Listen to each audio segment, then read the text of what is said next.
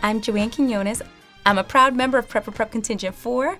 I went to Chapin and then to Andover, class of '88, Brown, class of '92, and Fordham Law School, class of '97. All rise. Part 9 is now in session. The Honorable Joanne Quinones presiding. I'm an acting justice of the Supreme Court in Brooklyn. I was born and raised in Bushwick in Brooklyn. My parents are both Puerto Rican. My mom worked for the public library system, and my dad was a factory worker. My drive comes in part from my mom. My mom was so committed to my academic well-being that she bought a little wooden desk from a Catholic church, put it in the kitchen, and she's like, now do your homework right there and let me see. And I would sit there and study at that desk while she cooked dinner every night. One of the ways that I give back to my community is every year I go back to my alma mater with a bunch of judges and lawyers, and we participate in Read Across America, which is a literacy initiative, and we read to first graders. When I think about people who made such a big difference in my life, I think about Mr. Roth. I couldn't have gone to Prep for Prep if Mr. Roth did not drive me every Wednesday. Mr. Roth, you're the man. I was hired as part of the original staff in the summer of 1978. The first Prep for Prep kids from Brooklyn came from the school that I was working at. I knew their parents were working and it would be difficult for them to get here, particularly from Bushwick. So we all piled into my Toyota Corolla. And one day, Joanne, who was sitting in the back, wrote on the back windshield, "Help, I'm being kidnapped," and I was actually stopped and had to talk my way out of it. They're all doing magnificently well. Joanne is a judge, Craig is a senior partner in a major law firm, Kessel is a published writer, and Paul is the head of his own financial company. Particularly in the criminal justice system, where there are so many folks of color coming through the system, I think it's important that people see lawyers and judges of color deciding their fates, people who understand their worlds, people who came from those worlds. And I listen, I care, it's largely my community, so I'm committed, I'm invested.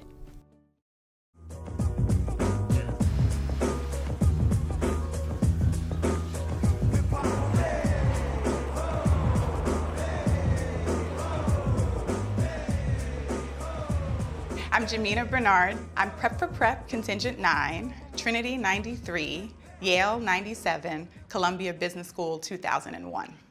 I'm the Executive Director of Young Women's Leadership Network. We run a network of schools supporting over 26,000 students all throughout the country to help students get to and through college. I'm proud to have worked at so many transformative educational institutions. First, with the Bloomberg Client Administration at the New York City Department of Education, where I ran the Central Parent Office. Then at Teach for America, where I was the Senior Vice President. And currently I'm at the Young Women's Leadership Network. I was privileged to also serve on Oprah Winfrey's board for her Leadership Academy for Girls in South Africa. I was born in the Mott Haven section of the South Bronx. I had a great childhood. It really wasn't until years later that I came to understand that District 7 in the South Bronx was the lowest performing school district in all of the city, and sadly continues to be to this day. I was a Prep for Prep advisor every summer in high school, and for 2 summers during college, I headed up the advisory systems.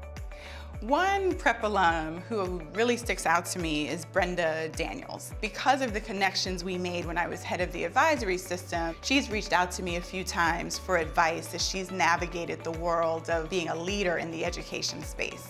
Having been introduced to prep with Jemina and Albert as heads of the advisory system, I felt that I was in a very safe place. You know, I was coming to a point where it was no longer cool to be smart in my public school. It was just such a pivotal time to have those types of role models and mentors there for us every day.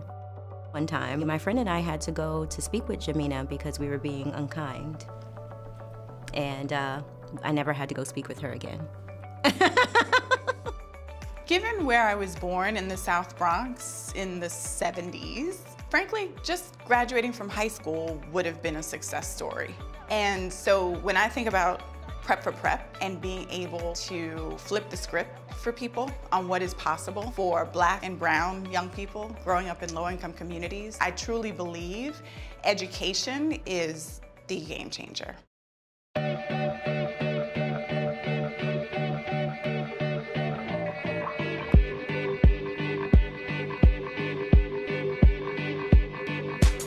I'm Lucia Perez. I'm in contingent 26 for Prep for Prep. I went to the Nightingale Bamford School and Wellesley College, and I'm now a PhD student in astrophysics at Arizona State University. I was born in Caracas, Venezuela. I lived there until I was 6, and then we moved to Woodside, New York in Queens, and we've lived there ever since. Going into astrophysics as a woman of color has a lot of barriers, but because I came from communities like Prep and Nightingale, there was never any doubt that I, a girl from Queens who was born in Venezuela, could succeed. So this summer, I'll be at NASA Goddard Space Flight Center, helping my advisors prepare for the science that the Wide Field Infrared Survey Telescope. I'm the proud father of Lucia Perez and Valentina Perez, who are Nightingale graduates and Prep for Prep wonders. One of the most exciting things of being a prep parent is that you start seeing that college-wise, the sky's the limit. Prep opened the door and put the red carpet out for my daughters to go to Wellesley and Harvard. I think that Lucia the astrophysicist was born in this museum. My family took me to this museum all the time, and I remember the very first proper planetarium show we saw in the Big Dome. It was about black holes, and it terrified me. And then when I took astronomy in college, it became this fascination, this love at first sight with this incredible field. I am slated to be the first female astrophysics PhD that Prep has produced, but I don't want to be the last.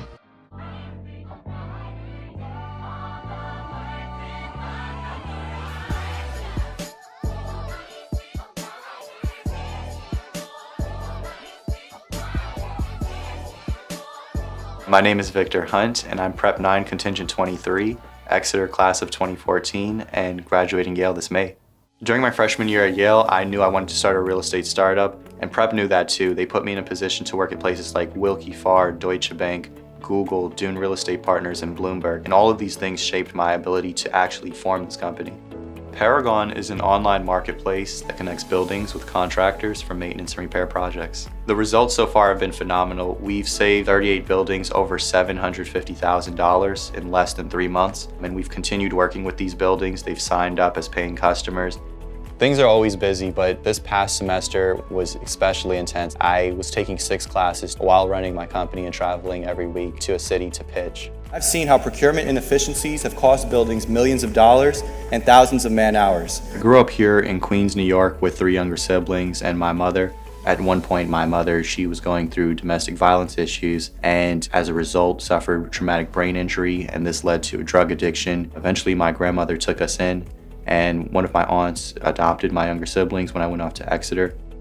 My hope for Victor is that he should continue in seeking his goals and to try to make this world a better place, because that is what Victor is all about. When I look back at what I've been able to achieve, I wouldn't have been able to do this without the support of people in Prep for Prep, my family, and I'm really proud of my educational achievements, but even more important to me is the number of people that I can help in everything that I do.